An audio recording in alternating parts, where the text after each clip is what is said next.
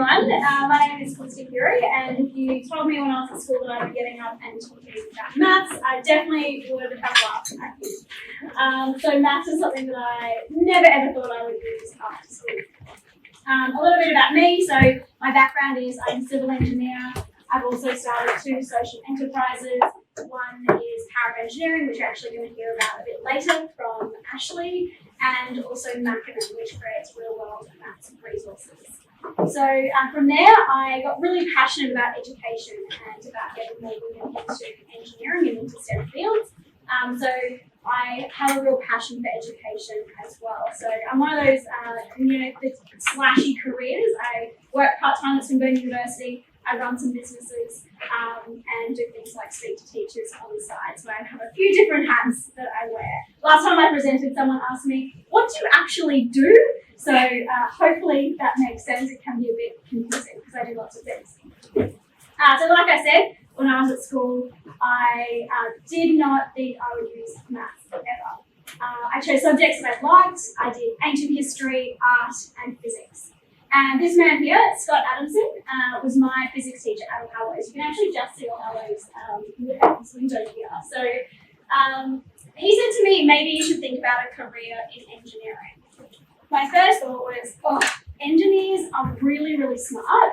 I don't like maths. I'm pretty sure that engineers use maths all day. And I don't want to sit at a computer doing calculations. That just sounds so boring. But that conversation with him sparked a curiosity in me, and I thought maybe I could do it. So I put engineering as my 5th preference at QT, and guess what I got into? Straight into civil engineering. And I'll never forget my first class that I walked in. I was about 10 minutes late. There was over 100 people in the room. And for those of you who know, All Hallows is an all-girls school. And I didn't really know that there wouldn't be that many girls in my class until I opened that front door. And I looked up at the lecture room. It was one of those ones where you walk across the front to go up the back to find a seat. And I sat way up the back, hoping no one would notice me. And there was only 12 women in that class of 120 people. So that really started my passion for getting different people like me, not just women, but people who think differently into engineering and have them consider careers like engineering and mathematics.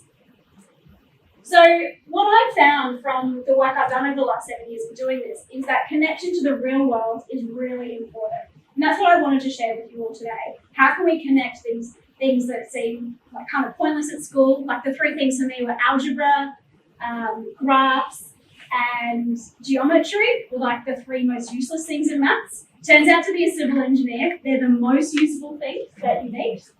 So I'm really passionate showing students and sharing with teachers some of the ways I use maths and connect the real world maths into the classroom. So I thought we'd take a look first of all at what the jobs that teenagers want are. So my extensive Googling led me to this list. So these are some of the things that teenagers are saying they want. And I presented this talk to teenagers as well and asked them in the room who considers these careers. And a lot of them do. What is interesting though is if you look at this list, like YouTuber, blogger, TV presenter, writer, even though all of these careers, that you can find some maths somewhere in there. And I think students don't often realise that. And if we have a look, I know you talked already a little about what are the future careers and what are the things that are coming. I think this is quite interesting, looking at some of the jobs that don't quite exist yet, but probably will.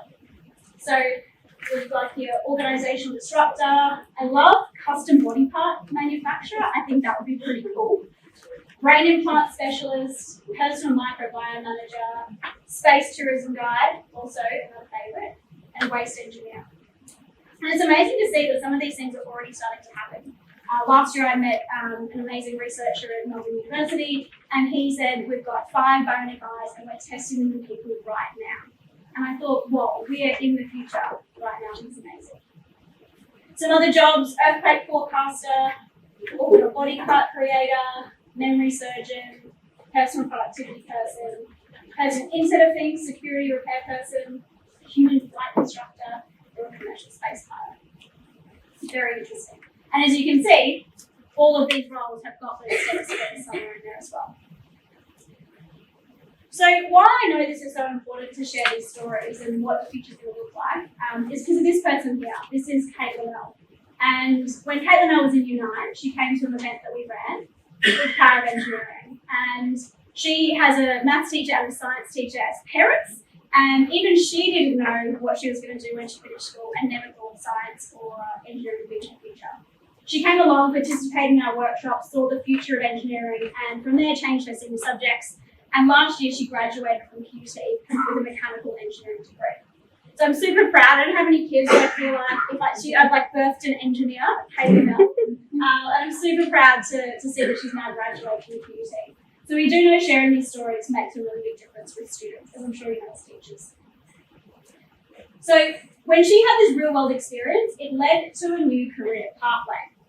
And there's a lot of research on this. When you're showing these real world maths examples with students, it increases their interest, and of course that interest leads to increased motivation and also improves their results in mathematics. And I think having them have those wins in their maths class really, propels them to choose these kinds of things in their future. So what we found with our maths resources, so Machinam is a company, one of the companies that I started, and we have a product called Maths in Real Life. And when we survey the students at the end of doing our scenarios, our real world maths scenarios, we find 75% of them enjoy maths much more or more than usual in their maths class. So it's surprising that just a little bit of this real world stuff really does make that difference for them in the classrooms. So I thought I'd share with you today my top 5 ways that I have used maths since leaving school that I never expected. So the first one is through community engagement. So when I first graduated from civil engineering, I got a job at Brisbane City Council, and I was 23, I was a project manager, and I was managing a portfolio of $45 million worth of road projects. I'd never been a project manager before. It seemed pretty overwhelming at the time, but my manager really believed in me. And one of the projects I worked on was the upgrade of Hamilton Road with Maundrell Terrace. I don't know if anyone knows that in the northern suburbs. That was my project. And my manager said, we're going to resume some houses. So what we'll do is, I'll do the first one, and then you can go out and tell the other 11 people who own houses that we're resuming their house. So I already look pretty young. That was 9 years ago. So imagine me 9 years ago going out there with my steel cap boots on, telling these landowners we're going to resume the house.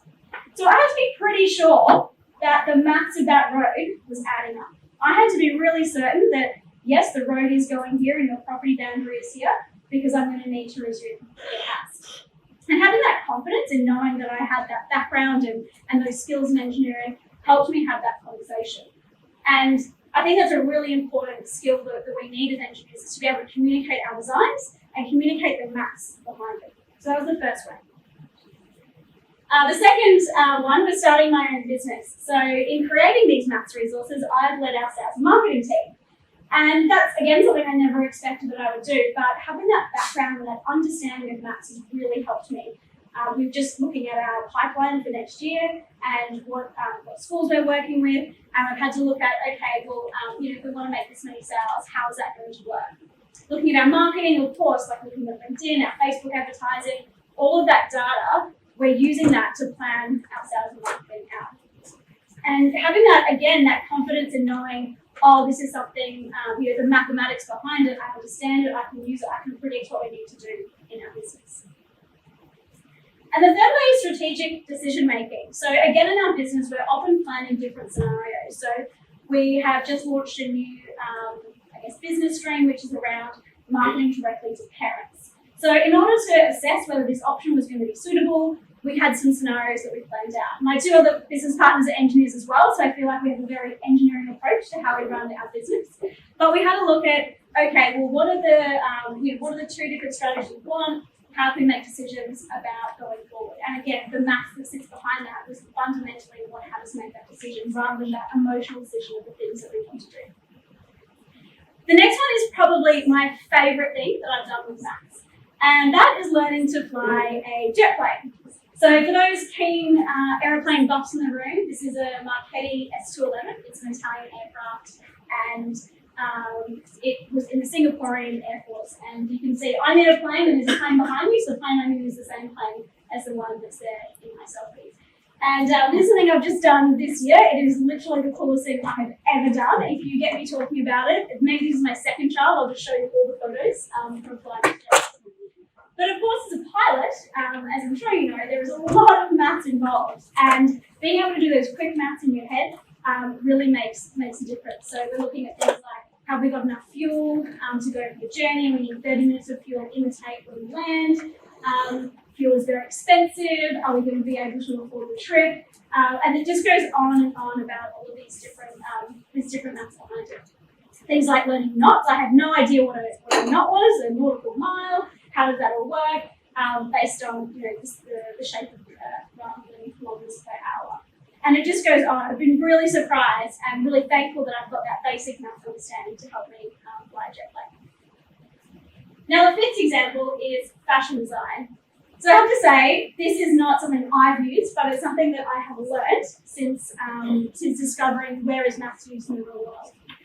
So a few years ago, we were very fortunate enough to get a tour of Carla's and Patty's design studio. So she's an amazing fashion designer here, and her daughter Bianca Spender, who has her own fashion line, gave us a tour.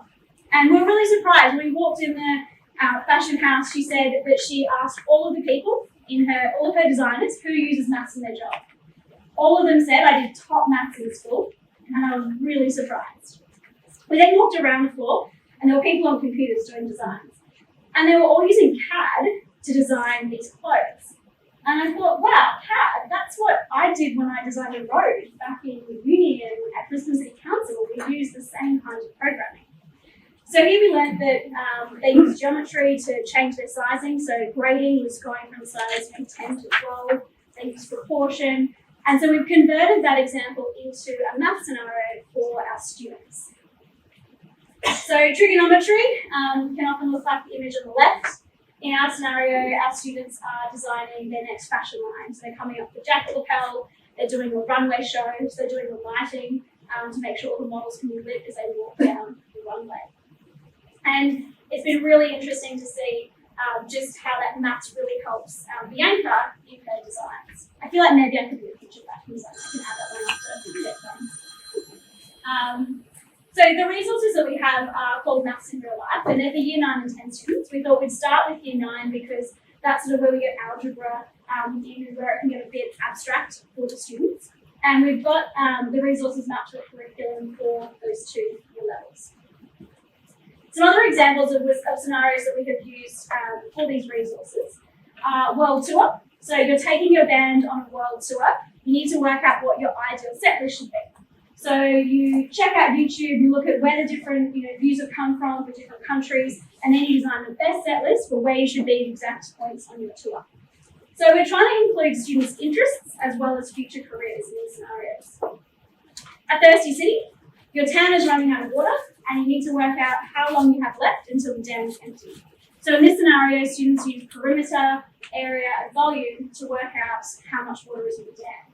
They then apply water restrictions, and then from there, they look at what size water tanks they need, and again, doing area and volume calculations. Hitting the slopes. For the skiers in the room, they're designing left runs. That's the only run I know, so whatever other colour runs there are, they're designing those in this scenario, and that's looking at slope. And disaster. So here's a Year 10 scenario where they're looking at, there's been a disaster, how do we manage it, how do we plan for it, how do we use Year 10 maths to work that out.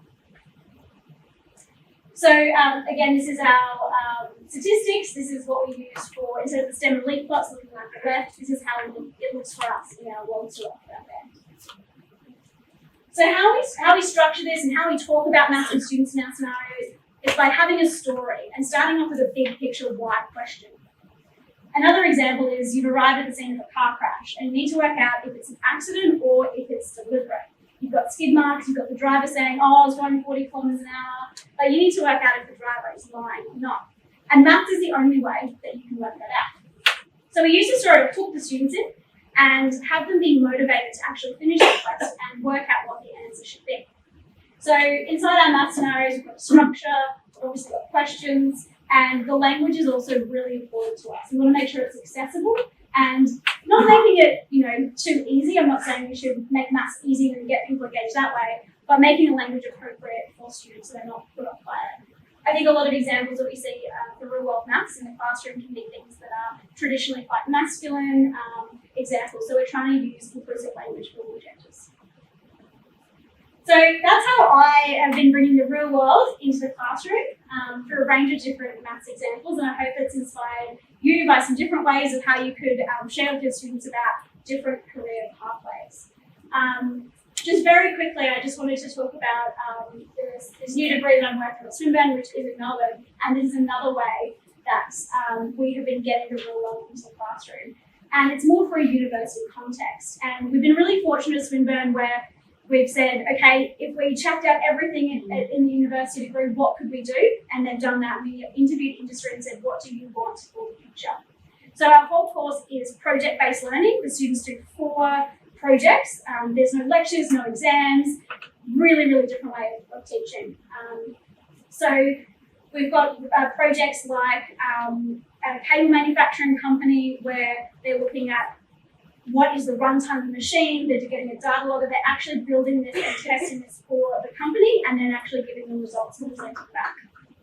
One project we're working on this coming term is with Dulux. So we're looking at what is the future of paint, what are the future users and uses.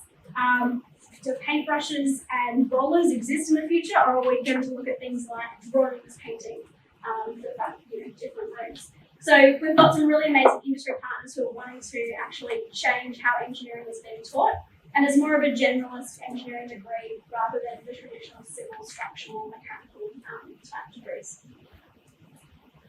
So I hope I've shown you that real world maths is everywhere, and some different ideas and ways that you can inspire your students. If you want to steal any of the scenarios I've mentioned, please do that. We also have a list on the Machinam website. I can share that link with everybody at the end. And you'll be able to steal the 20 to 25 examples that we've got where you can, it's just 2 sentences on how we use maths for our scenarios, so we can share that with your students. That's it from me. So, thanks. So we've created a profile page on the ACS website for all keynotes and workshops. So your information will be on that site as well as the inquiry form. And anything else that you want to add to it, including those examples, we can put up there for everyone to easily access. Cool, awesome. And I'm on LinkedIn. I love LinkedIn. Connect with LinkedIn. If you'd like to as well. Have you got time for some questions? Yeah. Has anybody got questions? Any questions? Yes. That engineering degree. Yes. Is that a 4-year engineering degree? Yeah, that's right. Yeah, 4 years. Yeah. How we do it? It's How do you do it and make it an accredited engineering degree? It's a great question. So I discovered that you can't accredit a degree until someone is graduated. So we're 2 years in. So we'll be accredited for students when we graduate in 2021. What we have is a credential wheel that sits behind the project. So each term, the students do 20 different credentials. So it's broken down into the engineering discipline, and then so that's what the basic maths and science that you need. And then the other side is more professional development, maintaining, upgrading, work, and how to think as well. So that sort of that's all online on a Canvas, and it's a pass or fail, and it's how they work with those credentials. So that's the way we can provide that evidence to Engineers Australia to the program. But yeah, it's a brand new course. Hence would have exploded. Yeah. Yeah. And particularly working at a university. I've never worked at a university before. I've never done consulting. And so everywhere we go, it's sort of, you need a unit convener, you need this structure, and it's all, we're rewriting everything. So, Engineers Australia, it's the same thing. So we wanted to be a sort of general degree. We're called the Bachelor of Engineering Practice, but they wanted to put us in a box. So now we are a systems engineering degree, more so for the complex systems rather than systems electrical type engineering. So yeah, it's the first time this has ever been done. So yeah, we're creating all different things. Yeah.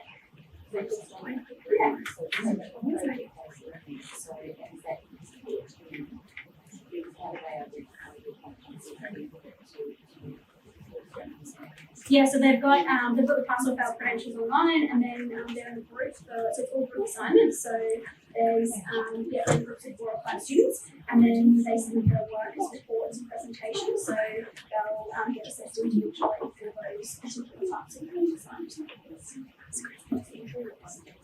There's no ATAR score; it's interview based. So we don't have no OPs or ATAR. It's like an assessment centre.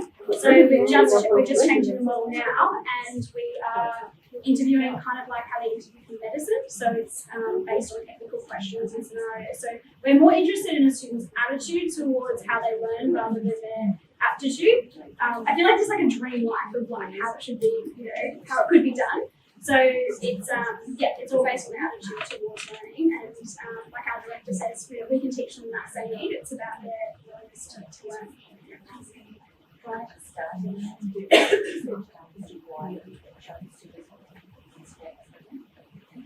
The main reasons for the, do you mean from a university perspective or just in general? Yeah. Research has done prior to that for them to say, oh, let's get the roads and Yeah, they've invested a significant amount of money into the program and got a great space and team. So it was more based on what the industry asking for and there's a lot of reports that are out there about the future of work. So it was in response to that that they wanted to create something that was new. And we're not saying, you know, if you want to go to a structural engineer, then you should go to the structural engineering course. But this course is more designed for people who will be a consultant or a project manager, who sort of could lead a project team with those individual specialists. So yeah, it was based on industry feedback. We ran workshops with hundreds of industry participants to get all of the feedback into what they thought should go into the course based on their industry experience. And then our academic team has got the educational research pieces that's inside that. Online. I can find out for you. Yeah, sure. I'm not my role is around getting industry projects. So I rely a lot on the academic team to be the educational experts, and so we've got a great partnership in that way. But I cannot answer all the education questions on that. Yeah. So actually, Thank you very much for listening again.